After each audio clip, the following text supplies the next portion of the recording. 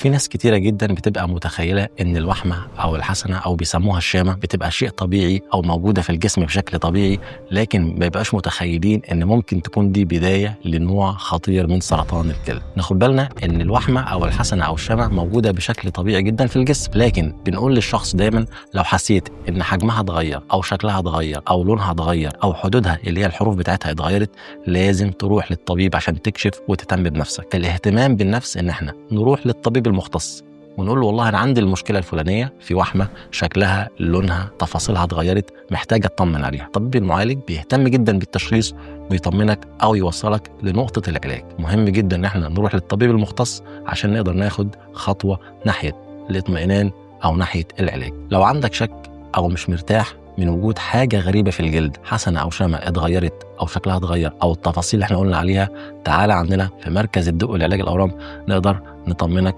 وناخد الخطوة الإيجابية للتشخيص المبكر.